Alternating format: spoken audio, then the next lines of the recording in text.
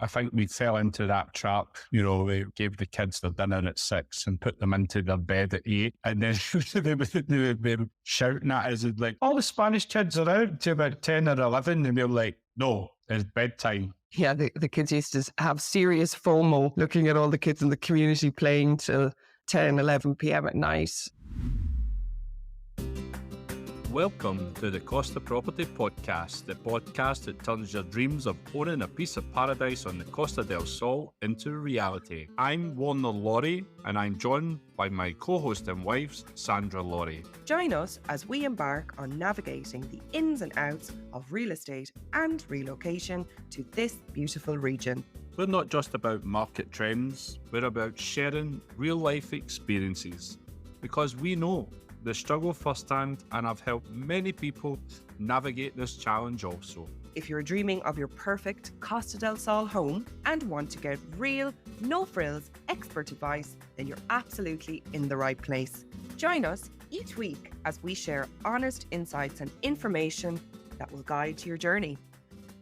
Since moving to Spain in 2016 with our young family in tow, we've learned a lot about what it takes to truly blend into Spanish culture and to life in Spain. I read recently that nearly 40% of expats find it challenging to adapt to a new culture. And this is especially true in a place like Spain, where traditions, social norms and routines can differ massively from what we're used to back home. That is why today we wanted to share the do's and don'ts that we've learned through our own experiences and those of our clients.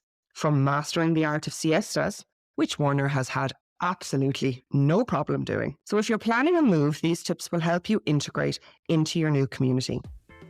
But before we get started, Warner, hit us with the Spanish word of the day. The Spanish word of the day, Sandra, is la vida. And la vida means life. Amazing. La vida. It could be la vida loco, which is the crazy life, or la vida dulce, which is the sweet life, which we have. We have plenty of that in Spain. Before we get into the do's and don'ts of today's episode, I wanted to start off with a quick personal story, a story that we learned quickly when it came to integration when we started our journey to Spain back in 2016. I can be honest and say that we fell into a trap that I see many of our clients and network fall into when they do make that decision to make that big step and move abroad. And that is that when you come over, you do seek some sense of familiarity and you can tend to miss your home culture and your home traditions a bit. And that will mean that your social circle will be predominantly made up of like-minded people from your home country. So you're kind of drawn to socialize with people that remind you of home. This can be a little bit of a challenge because what this does is it stops you really putting yourself out there, going all in and really starting to mix, integrate and socialize with Spanish friends. So looking back from my point of view, I think that this is something I would have done sooner. I would have started to join Spanish communities, social circles, groups earlier to really help me understand cultural nuances and to really, I guess, expedite my integration journey. So really do think about that from day one, from the get-go. How can I really start to integrate quicker? What communities can I get involved in from the early days that are really going to support me to integrate faster? Yeah, I totally agree. And in 2016, we made a decision to actually have a property in an area in Arroyo in Benalmádena, where it's predominantly Spanish people, so that we could actually integrate our children into that lifestyle. It was challenging at first, and I can remember you saying, why did the Spanish kids not play with our kids? But it is a process. And, when the kids started to go to school, they started to meet Spanish friends. And then slowly but surely, they integrated us into their lifestyle, which was fantastic. Yeah, and I think reflecting on that and looking back, there's two things I would probably say are reasons for that. Number one being that we have to remember that we are living in an area that is predominantly tourist driven. So if you are Spanish and you are living in an area where you're used to tourists coming and going, they may potentially think that our plans were not to stay in Spain long term. So why put yourself out there mix and integrate when we weren't making the first move. And I also think when I reflect back that there was an element of, I was 30 years of age. I probably, had some issues with my self-confidence at the time. And I was very conscious that I wasn't Spanish. And I had a little bit of an inner critic going on that, oh God, I don't speak Spanish. I'm living in this country. So I think that I probably put some defenses up there as well, which really would have maybe stopped people approaching me. So, I think we just have to be conscious of that. We are living in a tourist resort, so we have to potentially make the first move there when it comes to mixing with your neighbours, I guess. Yeah, absolutely. The Spanish community are very polite. When they see you, they'll always say hola. And then eventually that hola starts to become a conversation. Absolutely. I totally agree. Fantastic manners, so polite. I guess I love, there's a tradition here in Spain that if you're sitting outside and you're in a restaurant, you're having dinner, or you're dining outside and somebody passes you on the street, it is a tradition to tell, even if it's a complete stranger, to enjoy their meal. And I just think that's so beautiful. I remember experiencing this for the very first time back in 2016. I was out for lunch with Spanish work colleagues and, just randomers that were walking past us because we were having lunch outside, took the time to say, enjoy your meal. And I just think that's beautiful. And that is really sentiment to the type of manners that you will witness from the Spanish community, which are beautiful. Okay, so I'd like to really jump in now to topic one, Warner. And I guess topic one that I want to cover today and really get your input on is, being aware of different social etiquettes. There's definitely differences in social etiquettes here to home countries. So give me your input. Like, what do you think the main differences are when it comes to social etiquettes? One of the things, Sandra, is the greeting and socialising. Common greeting involves a kiss on each cheek, which is standard among women and between men and women. But men, like in Ireland or the UK, always greet each other with a handshake, which is a bit more formal. Yeah, it's common that in more formal settings you will see a handshake. But obviously, if individuals do know each other very well, expect to be greeted with a courteous kiss on each cheek. So that can be different. If you are from, if I'm from Ireland, we are typically more reserved. Public kind of affection isn't that kind of common there culturally. I know for me, I'm very much like, get out of my personal space bubble. So I did need to adjust to this a little bit at the start, but that's how it is. And it's again a reflection on the warmth that Spanish culture alludes. I think another one is meal times, Warner. I know I still struggle with this. Okay, so dinner is later in Spain than we are used to. So you can expect to eat your last meal of the day, typically between 9 p.m. and 11 p.m. Always later in the summertime for obvious reasons that it's really hot and you don't want to be sitting down to a big meal. I struggled with this. Again, I'm Irish. We're used to coming home from work just as it starts to get dark, have our spuds and our main meal, 6 p.m., 5:30, 6:30 p.m. That's it. The Spanish find that really hilarious because they have normally just finished their lunch at that point. So do expect that you eat at different times. I think we fell into that trap. We gave the kids their dinner at 6 and put them into their bed at 8. And then they would be shouting at us like, all the Spanish kids are out to about 10 or 11. And we were like, no, it's bedtime. Yeah, the kids used to have serious FOMO looking at all the kids in the community playing till 10, 11 p.m. at night as they were getting maybe after their evening meal or before their evening meal. So that definitely took an adjustment for us, but also for the children as well. Okay, so let's touch on the topic of siestas. So the traditional siesta takes place usually in the afternoon, roughly from 2 p.m. to 5 p.m. And during this time, many businesses shut down and people go home to rest. This tradition is more prevalent in smaller towns and rural areas than in big cities. So for example, large commercial centres, shopping centres, where you would have large brand name shops, they will not take a siesta, but you can expect that your local town or village where your banks, post offices, those type of services, it's common to take a siesta. So this can cause some frustrations in the beginning when people are integrating into Spain, because they often forget and they will plan their routine or their day around, okay, after my lunch, I'm going to pop into town now, go to the bank, pay my bills in the post offices, do what I need to do. And siesta has taken place and these services are closed. So you do need to adjust and adapt to that and plan for it in your routine. Warner, from your perspective, how do you feel about siestas?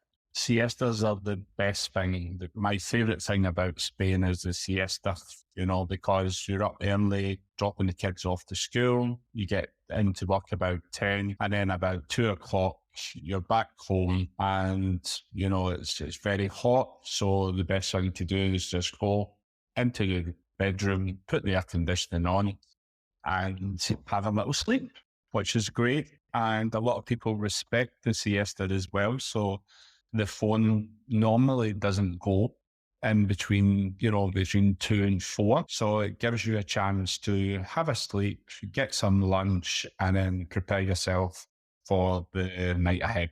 Yeah, you've mastered the siesta really, really good. I say that with a hint of jealousy in my voice, because it's something I haven't been able to do at all. I can't sleep like that in the middle of the day, but you do it very well.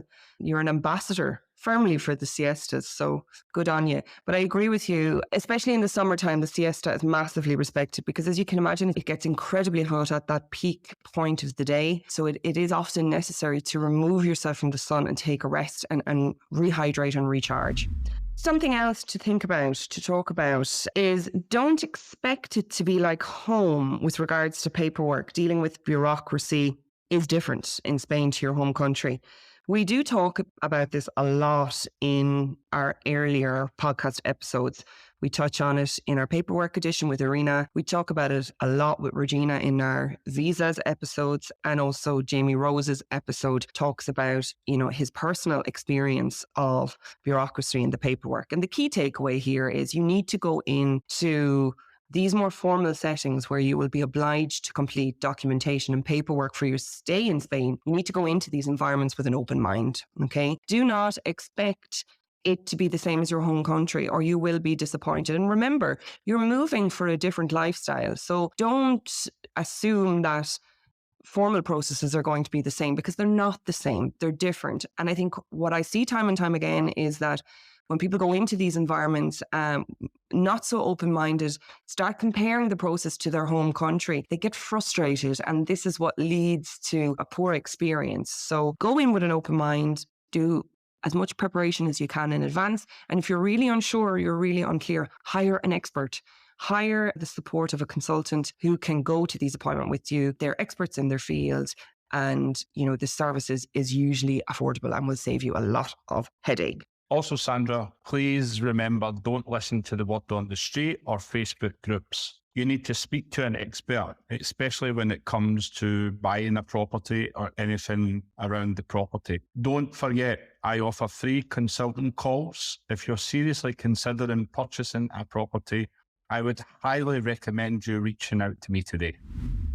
Do try to make friends and learn the language. So this is another topic we actually touch on a lot in our earlier episodes, and it deserves space in this forum as well, because it's important. Make friends and learn the language. Plan to join local groups. We spoke with Ali Meehan in an earlier episode. Ali is the founder of Costa Women Network. She has set up an incredible space for women around Spain. And we touch on the importance of finding time in your early journey to create space to join groups like Costa Women so that you can start to immerse yourself in a larger community. It's so important. Plan in to join classes in the local language. Usually the local town halls, tourist offices will be able to provide you plenty of information about different Spanish learning classes that are taking place in your local area. These are a great place to meet people. They're a great place to start socializing, getting to know different people that are usually in the same place as you, because they're there to learn Spanish because they're spending some time in Spain. So highly recommended to make time for this step, and also embrace the traditions. Spain is full of beautiful traditions. It's one of the most charming things about being in the country, because it's one of these places, it's one of these countries where It's really a privilege to observe the customs and traditions that have been maintained in the country because Spanish people are so proud of their culture and heritage and their traditions. Make time to participate in the different festivals, the festivos, the fiestas, the religious traditions. Even if you're not religious, they're beautiful to observe and watch communities come together. So absolutely make time to embrace the local traditions. You will not regret it. And finally, just enjoy. Come with an open mind. Have fun along the way. This is going to be one of the biggest milestones you'll probably ever make in your life. And you've probably been dreaming about doing this for years, right? This concept has been in your mind as an idea, a nugget, a niggle that has formed into now a fully functioning plan. So don't get in your own way by thinking too much of the future and being firmly in a fear mindset. Embrace the change and enjoy. I totally agree. It is a beautiful life, and you will never regret the decision to relocate to Costa del Sol or Spain. Absolutely. So just to recap, I guess, on my key reflections and learnings from this episode, be aware of social differences. Get comfortable with being kissed on the cheek. Master the art of the siesta like Warner. He's a pro. And he will happily share any of his professional tips with you. You can always reach out to him and DM him on his socials. Don't expect the rules and regulations to be the same as your home country. The rules towards bureaucracy are different. Approach these things with an open mind. Make friends and integrate. And just be ready to approach your journey with an open mind. Have fun and enjoy. Well, we hope that you've enjoyed our insights and discussions from today's episode, and we look forward to seeing you next time. Adios. Adios. Thank you so much for listening into today's episode on the Costa Property Podcast. Another fantastic episode learning about the highs and lows of relocating to the Costa del Sol from real people who have been through the journey themselves, and of course our wonderful experts. If you have been enjoying the show so far, remember to hit subscribe to the podcast and leave a rating or review. We absolutely love hearing your thoughts. Please send any questions that you would like us to answer on the show to warner@wlcostaproperties.net, or you can pop us a message on our socials, which are in the show notes. Remember, you can also visit the website www.wlcostaproperties.net. See you on the next episode, and bye for now. Bye-bye.